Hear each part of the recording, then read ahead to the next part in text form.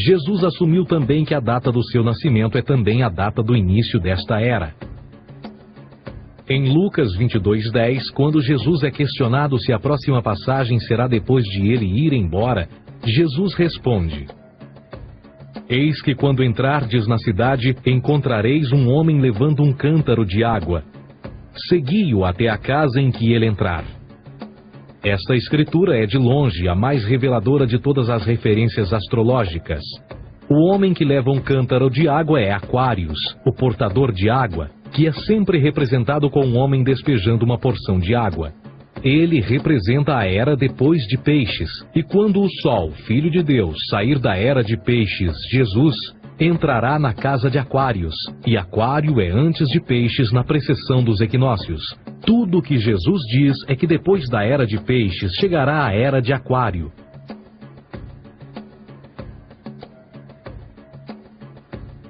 Agora todos já ouvimos falar sobre o fim do mundo. Deixando à parte o lado cartunista no livro de Apocalipse, a espinha dorsal nesta ideia surge em Mateus 28:20, onde Jesus diz: Eu estarei convosco até o fim do mundo, dos séculos em português. Contudo, na tradução inglesa da Bíblia, a palavra mundo está mal traduzida. A palavra realmente usada era aion, que significa era. Eu estarei convosco até o fim da era, o que no fundo é verdade. Jesus, como personificação solar de Peixes, irá acabar quando o Sol entrar na era de Aquário. Este conceito de fim dos tempos e do fim do mundo é uma má interpretação desta alegoria astrológica. Vamos dizer que aproximadamente 100 milhões de brasileiros acreditam que o fim do mundo está próximo. Além disso, o personagem de Jesus, literalmente e astrologicamente um híbrido, só demonstra o quão plágio do deus Sol Horus do Egito, Jesus é. Por exemplo, inscrito há 3.500 anos atrás, nas paredes do templo de Luxor, no Egito, estão imagens da Enunciação, da Imaculada Concepção, do nascimento e da adoração a Horus. As imagens começam com o anúncio à Virgem Ísis de que ela irá gerar Horus, que Nefe, o Espírito Santo, irá engravidar a Virgem, e depois o parto e a adoração, e que é não mais do que o milagre da concepção de Jesus. Na verdade, as semelhanças entre Horus e Jesus são flagrantes.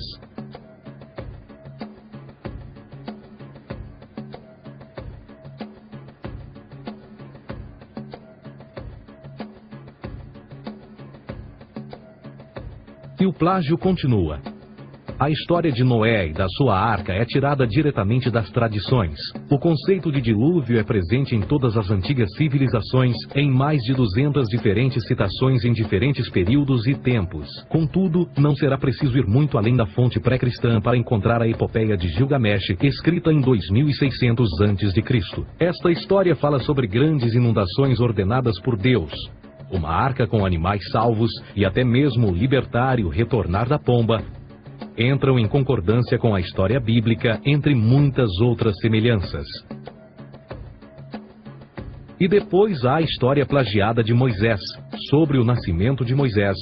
Disse que ele foi colocado numa cesta de cana e lançado ao rio para evitar um infanticídio. Ele foi mais tarde salvo pela filha de um rei e criado por ela como um príncipe. Esta história do bebê numa cesta foi retirada do mito de Sargão de Acade por volta de 2250 a.C. Depois de nascer, Sargão foi posto numa cesta de rede para evitar um infanticídio e lançado ao rio. Foi depois salvo e criado por Aqui, uma esposa da realeza Acádia. Além disso, Moisés é conhecido como legislador, portador dos 10 mandamentos e da lei mosaica. Contudo, a ideia de a lei ser passada de um deus para um profeta numa montanha é também antiga. Moisés é somente um legislador numa longa linha de legisladores na história mitológica. Na Índia, Manou foi o grande legislador. Na ilha de Creta, Minos ascendeu ao monte Ida, onde Zeus lhe deu as leis sagradas. Enquanto que no Egito, Moisés tinha nas suas pedras tudo o que Deus lhe disse. E no que diz respeito a estes 10 mandamentos, foram retiradas a papel químico do feitiço 125 do Livro dos Mortos do Antigo Egito. O que é que o Livro dos Mortos dizia? Eu nunca roubei, tornou-se tu nunca roubarás. Eu nunca matei, tornou-se nunca matarás. Eu nunca menti, tornou-se nunca levantarás falsos testemunhos. E por aí adiante. A religião egípcia é, no fundo, a base fundamental para a teologia judaico-cristã. Batismo, vida após a morte, julgamento final, imaculada concepção, ressurreição, crucificação, a arca da aliança, circuncisão, salvadores, comunhão sagrada, dilúvio, Páscoa, Natal, a passagem e muitas outras coisas e atributos são ideias egípcias, nascidas muito antes do cristianismo ou judaísmo. Justin Martyr, um dos primeiros historiadores e defensores cristãos, escreveu: quando nós, cristãos, dizemos que Jesus Cristo, nosso Mestre, foi produzido sem união sexual, morreu e ressuscitou e ascendeu aos céus, nós não propomos nada de muito diferente do que aqueles que propõem e acreditam tal como nós, nos filhos de Júpiter.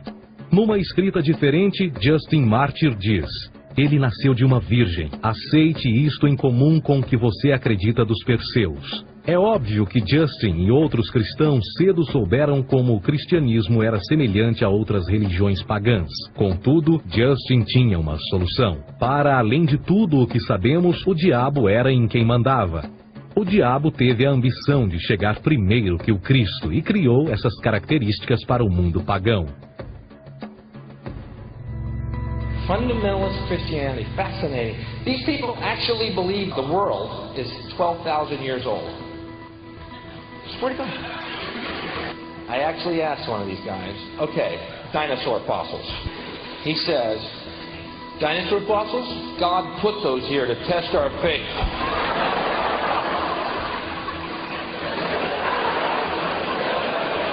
I think God put you here to test my faith, dude.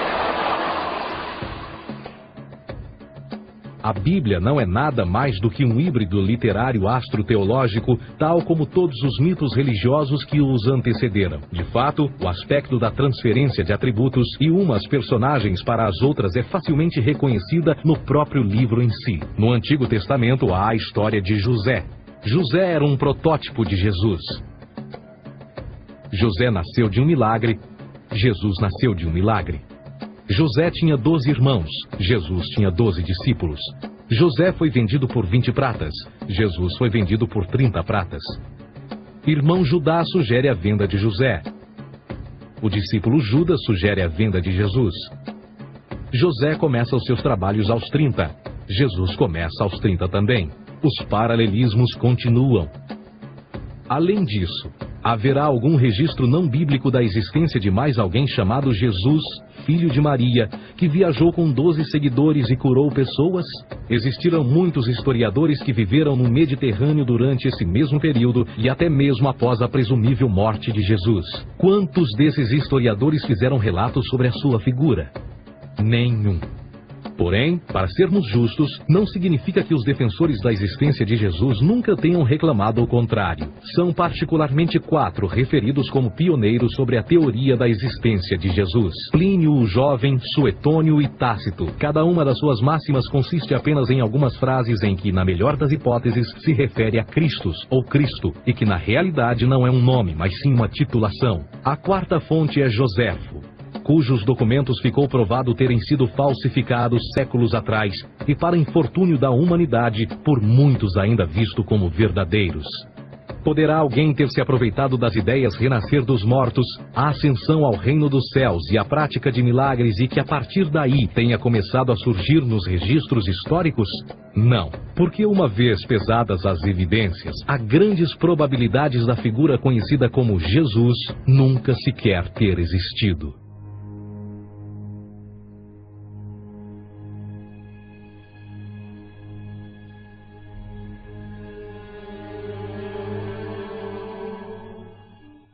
We don't want to be unkind, but we want to be factual.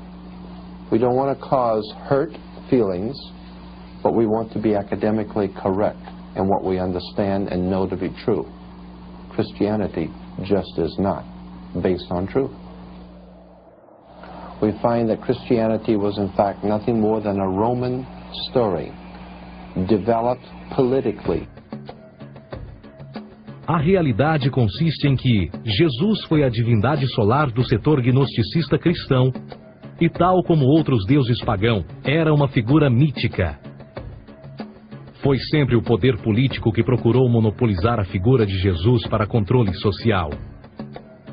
Por volta de 325 d.C., em Roma, o imperador Constantino reuniu o Concílio Ecumênico de Nicéia e foi durante esta reunião que as doutrinas políticas com motivação cristã foram estabelecidas e assim começou uma longa história de derramamento de sangue e fraude espiritual. E nos 1600 anos que se seguiram, o Vaticano dominou politicamente com mão de ferro toda a Europa, conduzindo-a a um período de obscurantismo, onde o conhecimento era apenas um privilégio da Igreja, as Cruzadas e a Santa Inquisição.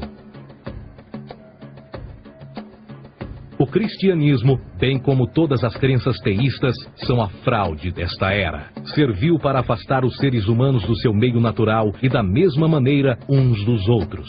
Sustenta a submissão cega do ser humano à autoridade. Reduz a responsabilidade humana sob a premissa de que Deus controla tudo e que, por sua vez, os crimes mais terríveis podem ser justificados em nome da perseguição divina. E o mais importante, dá o poder àqueles que sabem a verdade e usam o mito para manipular e controlar sociedades. O mito religioso é o mais poderoso dispositivo já criado e serve como base psicológica para que outros mitos floresçam ou justifiquem.